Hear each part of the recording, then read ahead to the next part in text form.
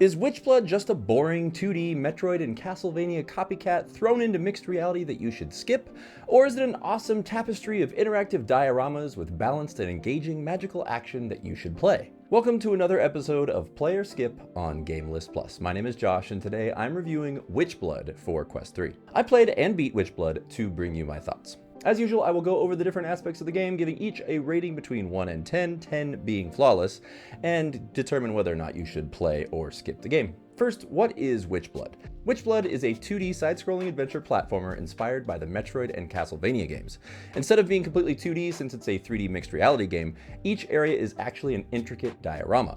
You can basically just place the diorama anywhere in your field of view within mixed reality, even though nothing in the game actually interacts with your physical space like other games do. After your father is murdered by an evil madman, you discover that you have magical abilities and that you must use your powers to take on the evil cult that is oppressing the town that you live in. There are hundreds of rooms to explore, 40 upgrades, and 4 different difficulty levels to play through. I beat the game in a little over 4 hours, but it could take 6 hours or more depending on how thorough you are with the game. I went full vampire shirt today, as you can see, to honor the fact that I absolutely love Metroidvania games. So how is it? First, I'll talk about the graphics. While not spectacular in any way, the 3D diorama levels are very well executed in Witchblood. This game was originally released on the Oculus Rift all the way back in 2017, but they have remastered and updated this game for the Quest 2, Quest 3, and Quest Pro. They've done additional level work, visual effects upgrades, animation upgrades, and of course added the mixed reality feature. I've seen video footage of the original version, and they definitely have added some more textures and livened up the graphics a bit for this re-release. While the up-close details leave a bit to be desired, there is enough detail to create a whimsical fantasy feel. The Quest 3 definitely has much higher capabilities than what this game pushes, but I'm definitely not complaining. The game could easily be ported to Nintendo Switch, for example, but it just wouldn't have the same effect of the full 3D, 2D diorama experience. Using the mixed reality with the floating dioramas in front of you has a really magical quality to it that is a huge part of what makes the game a lot of fun. I give the graphics in Witchblood a 7. If you're enjoying this video, this is the perfect time for you to hit that like button. It really helps the channel a lot, and also don't forget to hit subscribe so you can see all my upcoming videos. Next, I'll talk about the gameplay. The gameplay in Witchblood is the strongest element of this game by far, and of all elements to do right, the gameplay is the one that should be the best. From the very first power-up to the discovery of magical abilities to acquiring some of the very final ones that I picked up along the way, this game just grabbed a hold of me and made me not want to stop until I reached the end. As I mentioned before, this is a Metroidvania game, so the entire game's map is all interconnected from the very beginning to the final boss. The first powers you get a hold of are a flame shield and an ice spell along with your trusty sword. As you progress through the game, those powers become truly essential to beating specific bad guys. You know, the gameplay in Witchblood is pretty basic in essence, but it's not really a bad thing. This is really a great game for anyone who has never played a Metroid or Castlevania game to get a feel for the type of gameplay they can expect from those games. Exploring the map is enhanced a lot when you turn off the mixed reality with the touch of a button to see the map surrounding the room you're in. This really becomes an essential tool as you progress through the game to navigate the various regions. I just wish you could scroll around and actually look at different parts of the map. It only lets you see just right around the room you're in, unfortunately. There's a map on the pause screen, but it's just basic and is practically useless. You can kind of see where you are and in relation to other chunks of the map, but there's no specifics and you can't see little details at all. It would really help a lot if there were specific details or a way to enlarge the map that's on the pause screen. If you have played Metroid or Castlevania and you love this style of game, Witchblood will be an easy pick up and play experience for you like it was for me. The true fun of this type of game is finding power-ups to give you access to new areas to continue along your journey. The execution of these gameplay mechanics in Witchblood is excellent. The combat leaves a lot to be desired, sadly, but it is still fun to destroy a whole row of zombies with a wall of ice. There are a series of glowing sword statues that you touch to upgrade and gain new abilities, chests that contain armor upgrades, and spellbooks that give you new magical spells or upgrade the ones you already have. On top of those, you'll find power-ups to bring up your life meter as well as your magic meter. This game is a ton of fun, but my biggest problem with it is that it's just over all too soon. It just feels like reaching the end could literally be the very first chapter in a full-length Metroid or Castlevania game. But honestly, for the price, in VR, with the mixed reality thrown in, this game is really worth it on every level. I really truly hope that this re-release gets a lot of leverage and that the developers take what they started with Witchblood and run with it to make Witchblood 2 or another Metroidvania game in this same style. They could take all the elements that they built in Witchblood and make this into a game that I would easily pay a full $60 for. I want more weapons, I want more power-ups, I want more puzzles, and seriously, more bosses with crazier powers and crazier bosses. They're just humans in this game, sadly.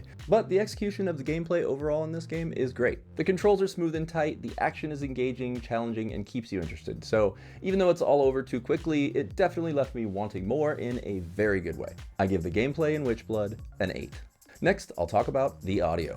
The audio in Witchblood is excellent all around. The voice acting is good, even though for the most part, Clara really only talks to herself throughout the game. Her commentary does give you some kind of an idea of how she feels, and often it's some kind of hint as to what to do next, or what kind of power you just got, or how close you are to getting the next one. The ambiance along with the moody music really does help pull you in and take you on the journey. The sound effects are also really nice and crisp, completing a well-rounded audio experience that definitely adds a lot of value to the game. I give the audio in Witchblood an 8. Next, I'll talk about immersion. Immersion is such an important factor in virtual reality, and when I say immersion, I don't necessarily mean you feel like you're in a completely different reality, but instead I'm referring to what the dictionary defines immersion as, which is simply absorbing involvement. Sometimes that comes from hyperrealism and a fully interactive environment. Other times it comes from really just being completely involved with what you're doing, even if it's mixed with your own reality. The immersion in Witchblood is clearly the latter. Even though you have your floating diorama in front of you in your own space, the gameplay pulls you in and keeps you fully engaged. I often turned off the mixed reality and was so involved with just finding my way through the different areas and collecting all the items I wanted that I was truly immersed in this game. If you play the game standing up, you can get closer and really get that full diorama feel by looking at the gameplay at different angles, but the immersion really truly comes from the quality of the gameplay that grabs on tight and keeps you interested. I give the immersion in Witchblood an 8. And finally, let's talk about the replay value. Witchblood is a 4-ish hour long game that has lots of things to find that could probably extend your gameplay experience to around 6 hours or maybe more if you really want to be a completionist. The magical feeling of playing the game in this floating diorama style might keep people coming back for more.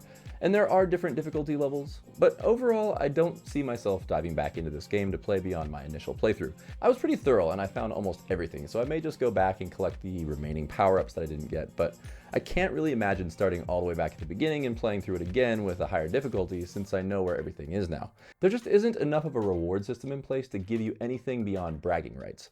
That's another thing that I feel they really could improve on in a sequel or another game of this style from the same developer. If its combat system were a little bit more involved to make the basic gameplay a little bit more engaging, or if there were hidden secrets that were only available in higher difficulty levels, or if there was just a new game plus, there would be a lot more replay value automatically. But as it stands, I give the replay value in Witchblood a 6. So what's the verdict? Witchblood is an awesome tapestry of hundreds of interactive diorama-style rooms. It features balanced and engaging Metroidvania-style gaming with varying difficulty levels, coupled with some fun, if not basic, boss fights and useful magical abilities. I wish there were more extensive of a collection system, like bad guys dropping some kind of item, for example. Killing bad guys in this game is absolutely meaningless other than not getting hit yourself. Sometimes you just want to run right through the room without fighting to get where you're going, and thankfully there is a power-up that helps with that. I also really wish that there were a deeper combat system with maybe some combos mixing melee with magic. I also feel like they could have included some kind of fast travel system to help you as you backtrack through the map to collect things you missed. But you know, honestly, the fact that I even wish that these elements existed shows that I really did enjoy the game as it is. It really took me back to playing Castlevania Symphony of the Night. The old Castlevania games just had a special magic to them, and playing it in VR with the mixed reality, it's like a whole different kind of magical 3D real life experience. It's like having a big 3D TV floating in front of you while you play. It's really cool. I give Witchblood as a Quest 3 gaming experience a solid overall score of 8. So should you play or skip the game? If it didn't seem obvious from my mostly glowing review, you should definitely play this game. Largely because it's got a minimal price tag of 15 bucks. The value for your money is far beyond many of the experiences that you pay a lot more for in VR, experiences and games. Not to mention, supporting this developer and boosting this game up will only drive them to make an even better sequel or an alternate game with the same fundamental quality and style. But that's just what I think. What do you think? Are you a Metroid or Castlevania player? What are your thoughts on playing platformers in VR and mixed reality? Let's talk about it in the comments below. If you do decide to pick up Witchblood, which I think you should, please use my Meta affiliate link in the description below, and your purchase will also support GameList Plus at no additional cost to you. You can also support GameList Plus directly with the Super Thanks button under the video. While you're here, why don't you check out my player skip review of Masters of Light, an awesome hand-tracking shooter on Quest 3. That's it for today's video. Thank you guys so much for watching, and thank you to all my loyal subscribers. I really appreciate you. I'll see you next time on GameList Plus.